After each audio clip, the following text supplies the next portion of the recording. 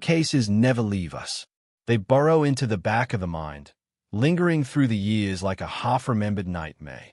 The murder of JonBenét Ramsey is exactly that kind of case. For nearly 3 decades, it has haunted America. A 6-year-old beauty queen found strangled in the basement of her own home on the day after Christmas, 1996, while her parents slept upstairs. Or at least, that was the story the world was told. What followed was one of the most catastrophically mishandled investigations in American criminal history. A crime scene contaminated within hours. A family publicly destroyed without ever being charged. A ransom note that made no sense. DNA that pointed nowhere, then everywhere, then somewhere new entirely. And a killer who, for 28 years, simply walked free. But here's where the story changes. Because what has quietly been unfolding behind the scenes, through new science, stubborn investigators, and a database technology that didn't even exist when JonBenét was alive, has finally begun to crack this case wide open. And what it reveals is not just the identity of a suspect. It reveals something far darker. A pattern. A predator who operated in plain sight. A system that failed a little girl so completely that the failure itself became part of the crime. Prepare yourself, because this is not the ending anyone expected. And in many ways, it is far worse than anything we imagined. To understand just how badly this case went wrong, you have to go back to the morning of December 26, 1996, and walk through exactly what happened.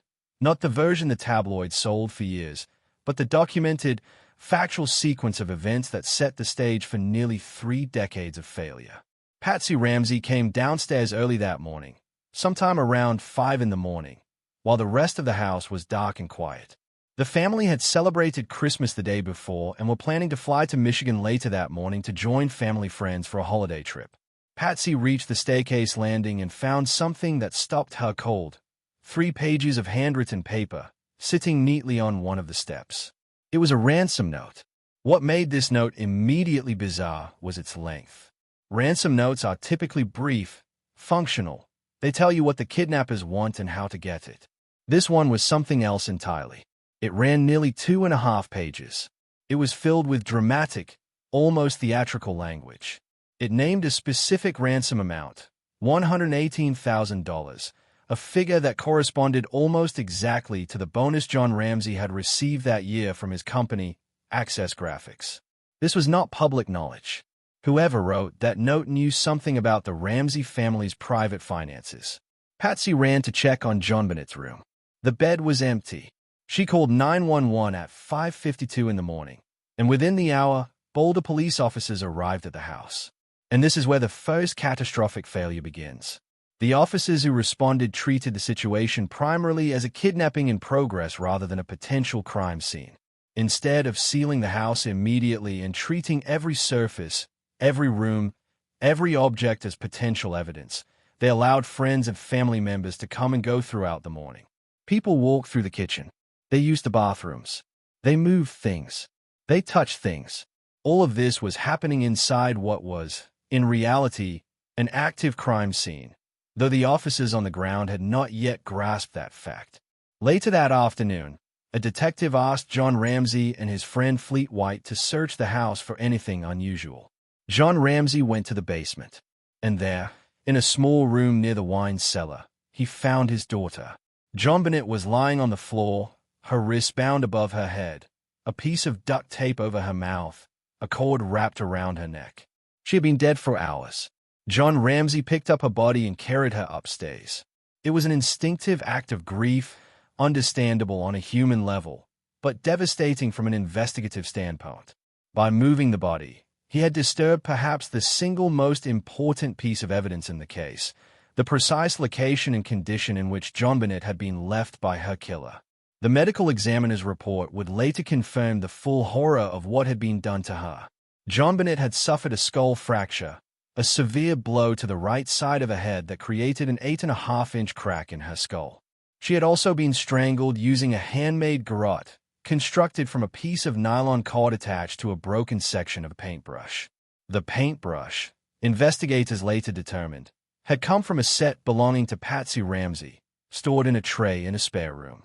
The official cause of death was asphyxia by strangulation, accompanied by blunt force trauma to the head.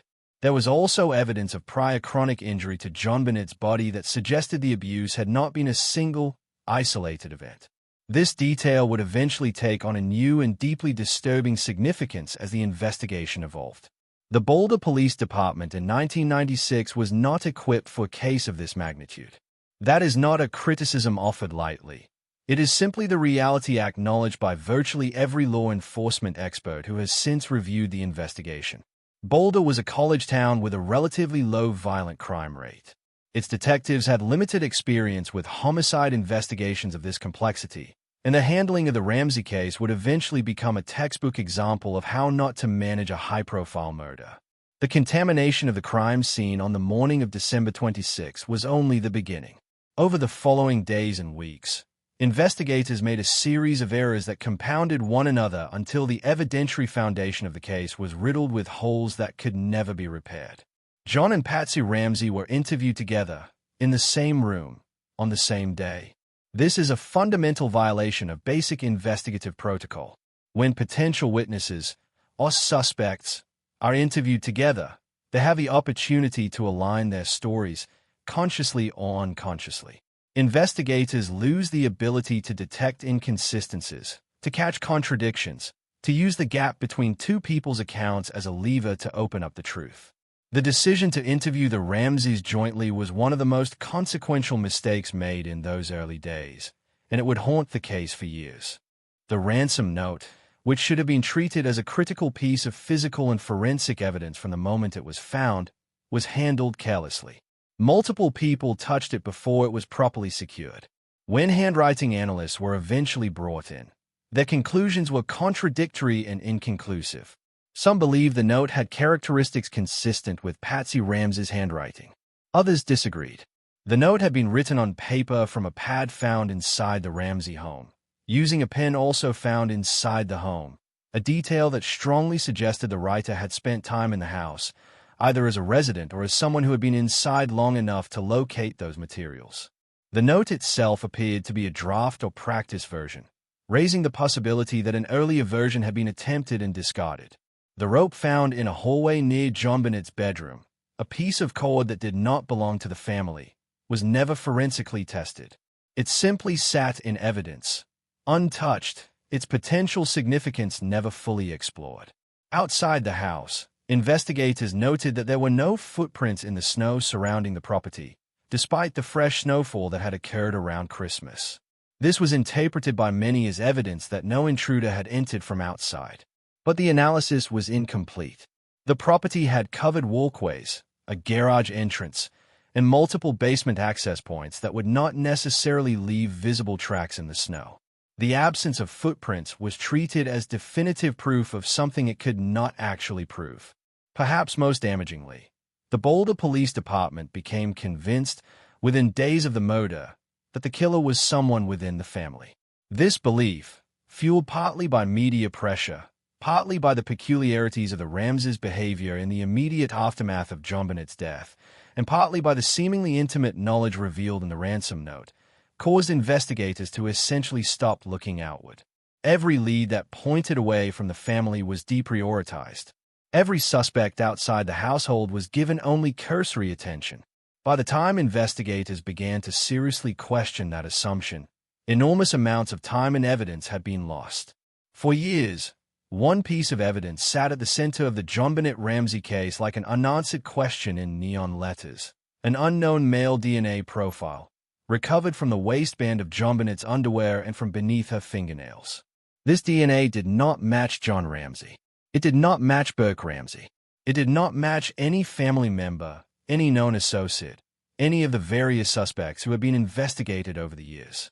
In 1996, the technology available to analyze that DNA was severely limited. The samples were small, too small to yield a full, reliable profile using the methods available at the time. Investigators knew the DNA was there. They knew it was significant, but they could not tell them whose it was or where it came from.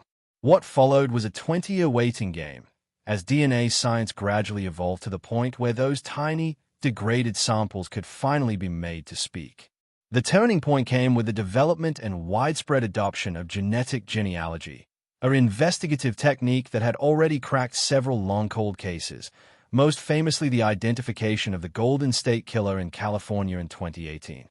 Genetic genealogy works by uploading an unidentified DNA profile to public genealogy databases where ordinary people have voluntarily submitted their own DNA to trace their ancestry. Even if the person whose DNA is being sought has never submitted their own sample, their relatives, cousins, siblings, parents may have done so. By identifying those relatives and then methodically building out family trees, investigators can triangulate their way toward the individual whose DNA was found at a crime scene. In 2024, the Boulder Police Department, working in collaboration with Parabon Nanolabs, a Virginia-based forensic DNA company that has assisted in solving hundreds of cold cases, applied this technology to the JonBenét Ramsey case. Using an enhanced DNA profile generated from the original evidence samples, they uploaded a new genetic fingerprint to a public genealogy database. The results did not produce an immediate, definitive match. What they produced instead were hits on distant relatives, people who shared enough genetic material with the unknown profile to suggest a family connection, but who were not themselves the individual being sought. From those distant connections, investigators began the painstaking work of building family trees. They combed through public records, birth certificates, marriage records, death notices, old census data, social media accounts, newspaper archives. Branch by branch, generation by generation, they worked their way toward a specific individual who fit the biological profile, the geographic profile, and the timeline of the case. That individual was a man who, in December of 1996, was 34 years old and lived approximately 2 miles from the Ramsey home in Boulder, Colorado. He was employed by a catering company that worked events in the Ramsey neighborhood, including a gathering at a home just a few doors down from the Ramsey house in the weeks leading up to Christmas. He would have had knowledge of the neighborhood, familiarity with the kinds of homes there, and potentially information about the Ramsey family's schedule and plans. He had never appeared in the original investigation. He had no connection to the case in the public record. His criminal history involved property crimes, burglary, fraud, not violence. There had been no reason, in 1996, for anyone to look at him. After the murder, he left Colorado. He moved to Arizona, then Nevada, then Texas, then Washington State. A life spent drifting, relocating, beginning again somewhere new. Investigators, working discreetly, collected his DNA through discarded items, a coffee cup, materials thrown away in the course of daily life. When that DNA was tested against the profile recovered from JonBenét's clothing, it matched. The probability of a coincidental match was, for all practical purposes, 0. A subsequent search of his residence and a storage unit he maintained produced additional evidence. A jacket from the mid-1990s was found to contain fibers consistent with fibers recovered from JonBenét's clothing at the time of her murder. New computational analysis of the ransom note's handwriting revealed structural and stylistic patterns that aligned with handwriting samples from this man's old employment records. The pieces, after 28 years, were finally beginning to fit together. But here is where the story becomes something more than a cold case solved. Here is where it becomes something that should make every person who followed this investigation over the years feel a deep and uncomfortable anger. Approximately 9 months after JonBenét Ramsey was murdered, another young girl was attacked in Boulder, Colorado. She was sleeping in her bedroom when a man entered the home without forcing any visible entry point. He moved quietly through the house, located the girl's room, and attacked her while she slept. He was interrupted only when the child's mother woke up, heard something wrong, and came out of her room to find the intruder still inside. The man fled immediately, not through a door, but by jumping from an elevated deck, dropping to the ground, and disappearing into the night. This girl knew JonBenét. They attended the same dance school. They had performed together in local productions. They lived within a few blocks of each other. The similarities between the two cases are not subtle. Both involved young girls with connections to local performance and pageant culture. Both involved an intruder who entered a home without leaving obvious signs of forced entry. Both occurred in the same small geographic area within a matter of months. Both involved children who were part of the same social world. The Boulder Police Department did not formally connect the two cases. They did not compare